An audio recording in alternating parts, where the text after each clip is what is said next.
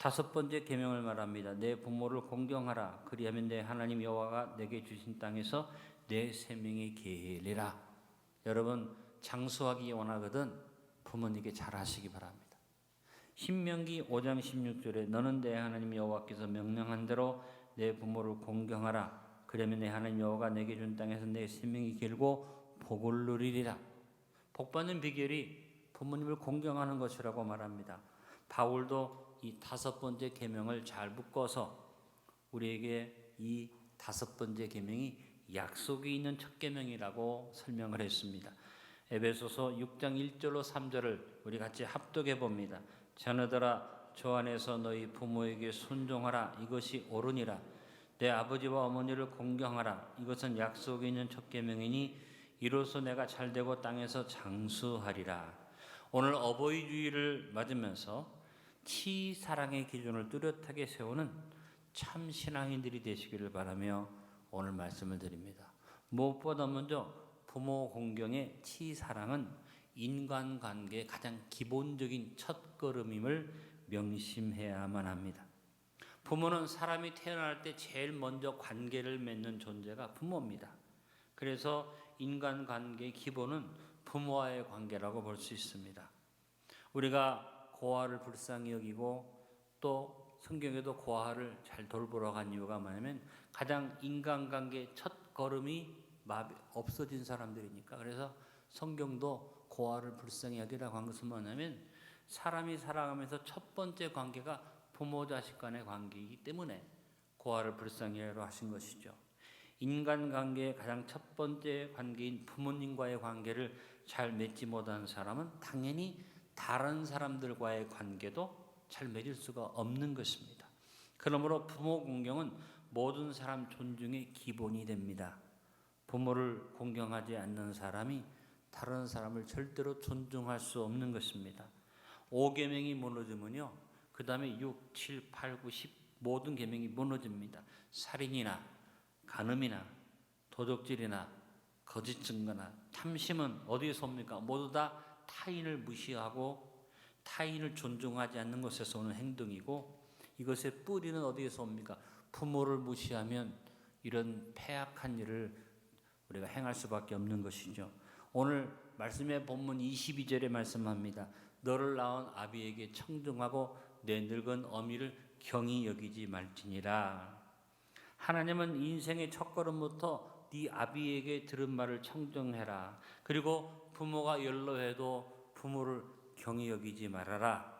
치사랑을 인간관계의 가장 기본 기준으로 하나님이 명령하신 것을 우리는 기억해야만 합니다. 성경은 단순히 부모이기 때문에만 공경하라고 가르치는 것은 아닙니다. 부모를 공경하는 까닭은 그 부모가 바로 하나님을 대리하는 존재이기 때문에 하나님을 공경하는 일을 위해서 제일 먼저 부모를 공경하라고 말씀하신 것입니다. 십계명을 비롯한 구약의 모든 율법은 이스라엘 공동체, 선민 이스라엘 공동체에게 주신 말씀이죠. 이 공동체는 하나님을 공경하는 공동체였습니다. 그 공동체의 부모는 당연히 하나님을 공경하며 그것을 자식들한테 가르치는 사람이었고, 부모는 사람이 처음 관계를 맺는 사람일 뿐 아니라 사람이 태어나서 제일 처음 만나는 교사가 바로 부모입니다. 그리고 그 교사가 가르치는 가장 핵심적인 내용이 하나님에 관한 지식과 사랑이었습니다. 그래서 성경은 부모에게 청정하라. 왜? 당연히 부모는 하나님을 가르치고 하나님 말씀을 이야기하는 존재이기 때문에 유대인들은 부모 공경을 우선적으로 앞세웠던 것입니다. 그러므로 부모를 공경하지 않는 것은 부모님의 가르침을 따르지 않는 것이고, 그것은 결국 하나님의 말씀을 무시하는 일과 같은 것입니다. 하나님을 공경하는 사람은 부모를 공경하고, 부모를 공경하는 사람은 당연히 다른 사람들도 존중하게 됩니다. 치사랑의 부모 공경은 인간의 가장 기본적 의무요 인간관계의 첫 단추이며 바로 축복의 시작임을 명심하고 살아갑시다. 또 하나 치사랑의 실천인 공경의 의미를 책임지려 보며 공경을 실천합시다. 부모님은 하나님의 대리자인데 하나님이 우리에게 주신 부모님이 잘났든지 못났든지 인격적으로 도덕적으로 완전하든지 불완전하든지 부모님이 나에게 뭘 해주든지 안 해주든지 이런 것 따지지 말고 나를 낳아주셨다는 것부터가 우리는 부모님을 공경할 만한 대상이라고 생각하시고 부모님에 대한 평가는 할 것 없습니다. 부모님이기 때문에 우리는 공경해야만 합니다. 성경이 부모님에 대해서 사랑해라, 청정해라 여러 말씀이 있지만 반복적으로는 본문에서도 계속 얘기하는 것은 공경하라는 얘기입니다. 공경이라는 단어가 굉장히 여러 가지 의미가 있는데 공경하라는 히브리어 동사 카베드는 무겁다는 의미를 가지고 있습니다. 이 카베드가 동사에서 명사로 사용될 때는 우리 몸의 장기의 한 부분 가장 중요한 간을 의미하기도 했습니다. 여러분 부모님을 잘 모시는 것, 공경하는 것은 쉬운 일이 아니에요. 그래서 이 단어에도 무겁다고 말한 것처럼 이 일을 하려면 상당히 무거운 의무감과 책임감이 있다는 것이죠. 그리고 부모님을 섬기는 것은 내 몸의 가장 중요한 장기인 간과 같다는 것입니다.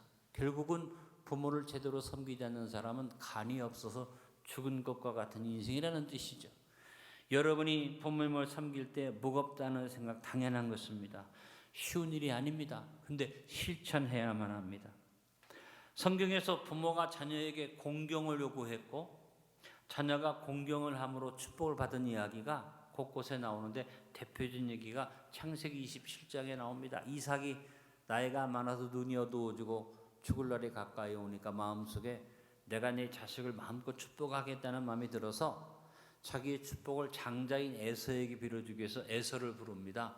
그리고 27장 4절에 보니 말합니다. 내가 즐기는 별미를 만들어 내게로 가져와서 먹게 하여 내가 죽기 전에 내 마음껏 내게 축복하게 하라.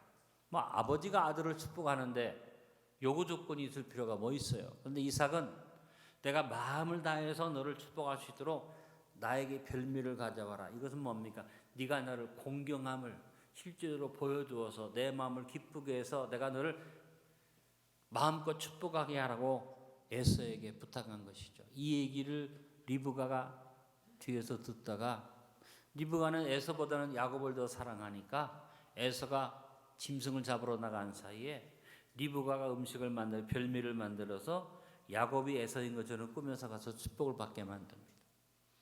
이삭의 입에 딱 맞는 음식은 누가 제일 잘 만듭니까? 리브가가 잘 만들죠.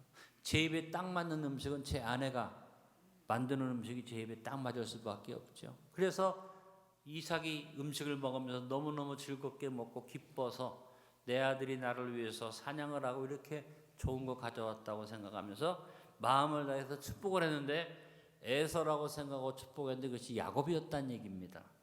나중에 에서가 이것을 알고 지방에 큰 분란이 일어났지만 여기서 한 가지 알 수 있는 것은 뭐냐면 공경하는 것이 축복의 조건이 되는 것은 뭐냐? 부모가 자식을 축복해도 마음껏 축복하기 위해서는 자식이 부모를 공경하는 것이 마땅하다는 것이고 옆에 사람이 축복을 하고 이웃집 사람이 축복을 하고 다른 어른들이 축복하는 것보다 여러분에게 있어서 가장 큰 축복은 부모의 축복이죠. 담임 목사인 제가 여러분에서 축복 기도하는 것도 중요합니다만 여러분이 여러분 자녀를 향해서 축복하는 것을 하나님은 가장 귀하게 여기신다는 것을 아시길 바랍니다. 그래서 부모가 자식을 축복하는데 사실 여러분 어떤 부모가 자식을 축복할 때 싫다 하겠으며 어떤 부모가 자녀를 저주하겠습니까? 속을 상하게 하고 막 괴롭게 해도 그냥 화가 나면 아유 망할 자식, 아이고 빌어먹을 자식 하는 말을 함부로 하지만 사실 속마음은 자식이 망하기를 바라는 부모는 아무도 없습니다. 그런데 너무 속을 썩이니까 너무 괴롭히니까 너무 말을 안 들으니까 그냥 저주가 막 나올 수밖에 없지만 부모가 어떡합니까? 그래도 하나님 내 새끼를 축복해 주십시오 하고 복을 빌 수밖에 없는데 만약에 자식이 부모 말을 잘 듣고 모든 일에 효도하고 부모 마음에 탁탁 맞게 하고 공경하면 어느 부모가 한숨 쉬면서 복을 주겠습니까? 그냥 일어나서 손 들고 마음을 다해서 복을 빌지 않겠습니까? 이런 축복이 여러분에게 주어질 수 있도록 공경하는 삶을 삽시다. 우리의 고정관념을 버리고 공경의 의미를 깊이 묵상하고 책임질하면서 부모 공경의 실천을 최선의 노력을 기울여서 행하고 이름으로 말미암아 여러분 모두가 다 잘 되시고 장수하시고 복받게 되시길 간절히 바랍니다. 우리가 치사랑의 첫걸음으로 부모님께 순종하는 것이 어떤 것을 가지고 공경하는 것보다 중요한 것은 순종이다. 공경하는 마음을 가지면 당연히 순종이 따라오는 것이죠. 무엇보다 자녀된 우리는 부모님께 순종해야 하는데 오늘 본문 23절에 말합니다. 진리를 사되 팔지는 말며 죄와 훈계와 명철도 거리할지니라. 이 말의 의미는 부모님이 주시는 말씀이 진리다. 그런데 진리를 살아. 뭐입니까?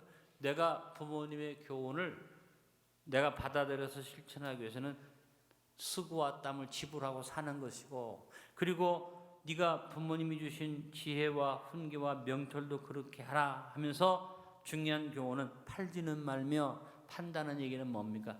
그냥 값없이 내던져버리는 것을 말하죠. 남한테 던져버리는 것과 같습니다. 노력을 기울여 수고를 기울여 대가를 지불하고 부모님의 교훈을 지혜와 훈계와 명철을 네가 사듯이 지키는 일을 해야 하는데, 팔지는 말라는 얘기는 뭐냐? 부모님의 교훈을 가치 없게 여겨서 그것을 팔아먹지 말라는 경고죠.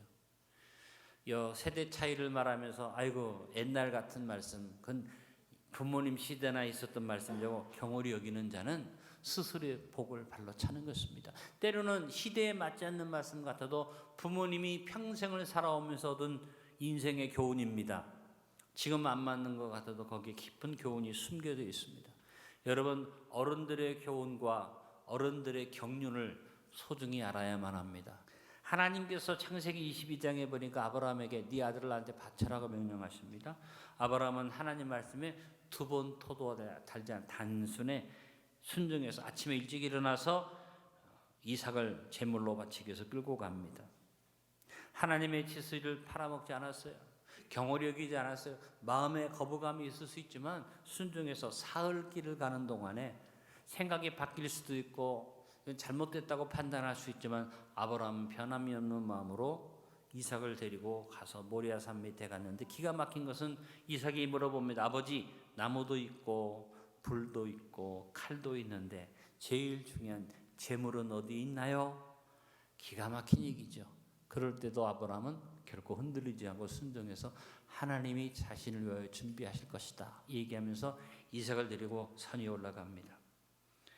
또 하나, 이렇게 아브라함이 철저히 순종했을 뿐 더 놀라운 순종은 이삭이 할아버지인 자기 아버지가 자기를 묶어서 제단에 바치고 거듭 아버지 재물은 어디 있냐고 물어볼 때 아브라함이 하나님이 준비하신다 해놓고 자기를 묶어서 제단에 올릴 때 이삭이 아버지 왜 이러세요? 도망갈리셨습니까? 하고 그를 물리치지 않고 이삭이 아브라함에게 순종해서 조용히 제물로 올라갔습니다.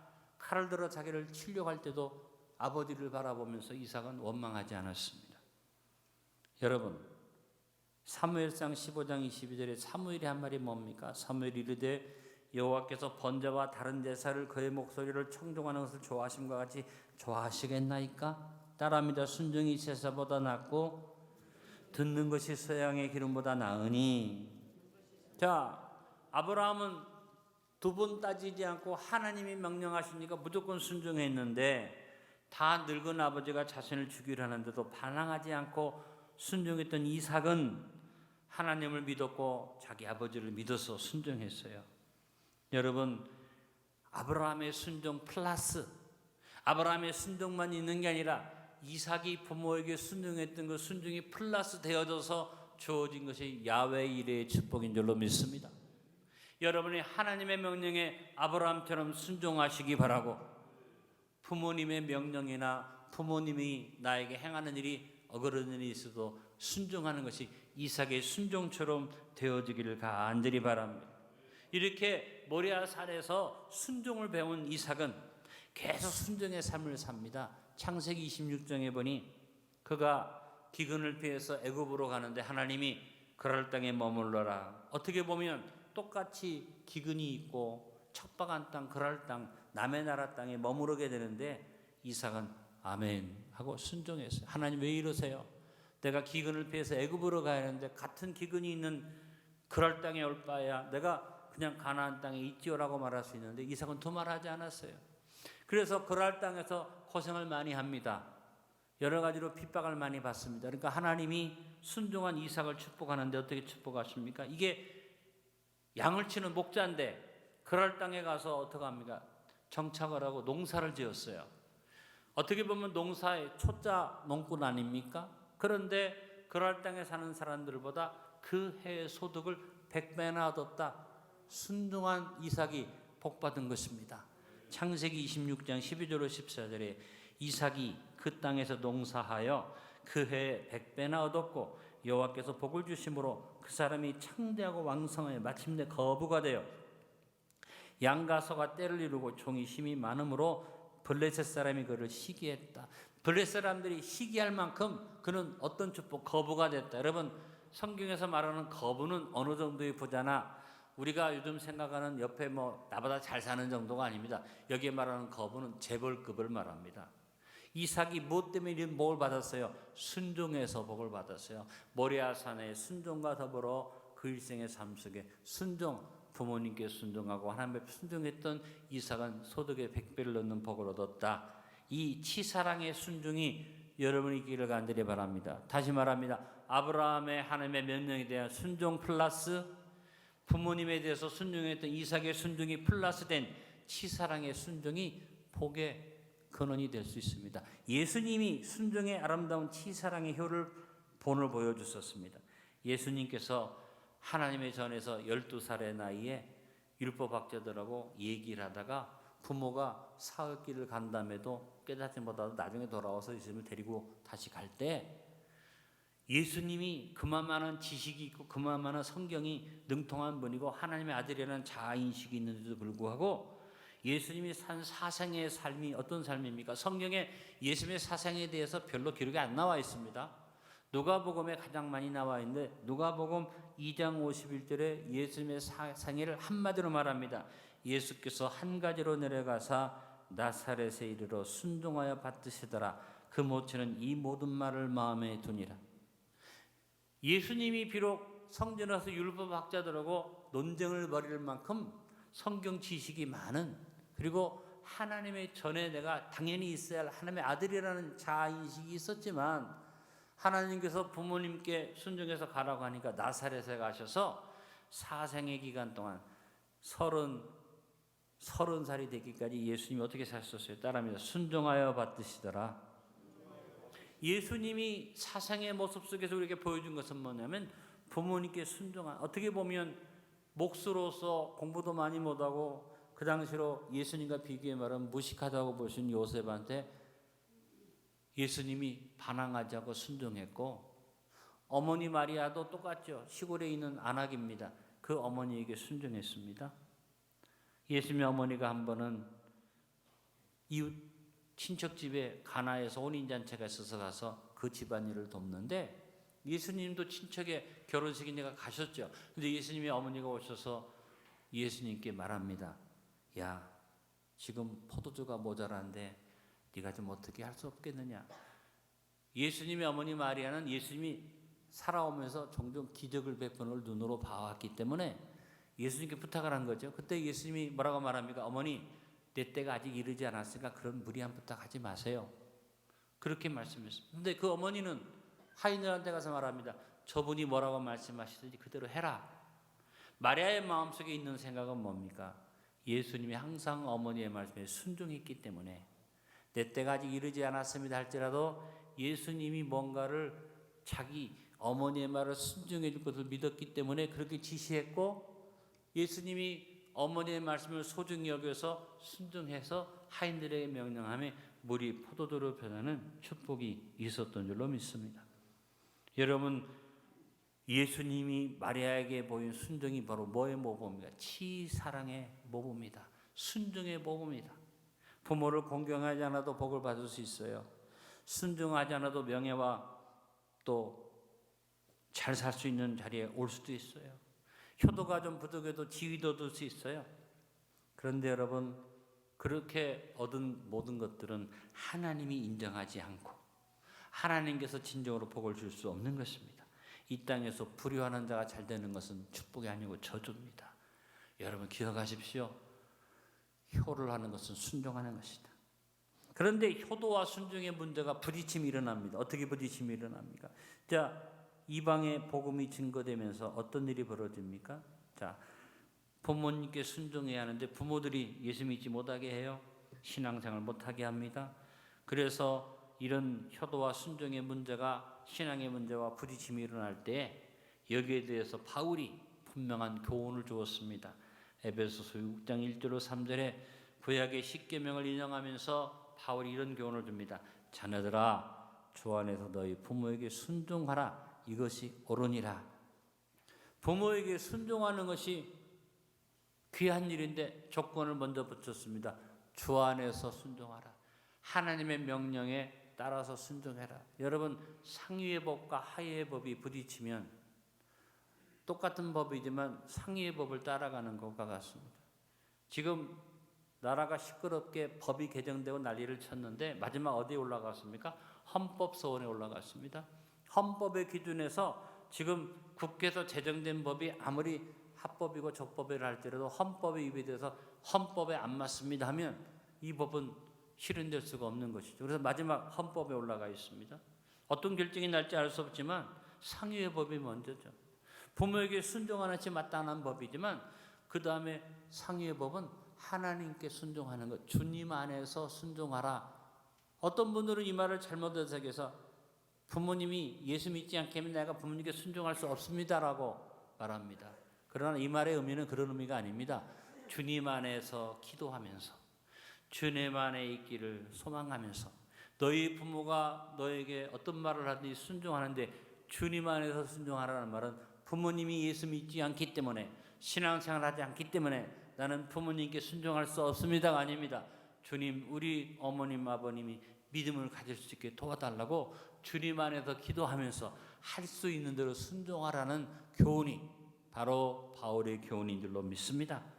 여러분 주님 안에서라는 전제조건에 벗어나지만 않는다면 부모님께 마음으로 순종하는 치사랑의 효도의 순종의 걸음이 우리 안디옥 성도 여러분의 있기를 간절히 축원합니다.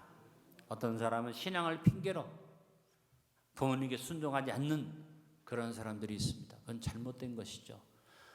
내가 어렵고 힘들어도 신앙생활에 반대하는 것 외에는 우리 부모님께 순종하는 것이 하나님의 뜻이고 복받는 비결임을 알고 여러분 치사랑은 순종이라는 것을 기억하시기 바랍니다. 마지막 무서운 말씀입니다. 우리가 부모님을 공경하지 아니하고 치사랑을 무시할 때 주어지는 결과를 우리는 무시하지 말고 잊지 말아야만 합니다. 치사랑을 무시하고 부모를 공경하지 않으면 성경은 말씀합니다. 복을 받지 못하는 게 아니라 저주를 받는다는 것입니다.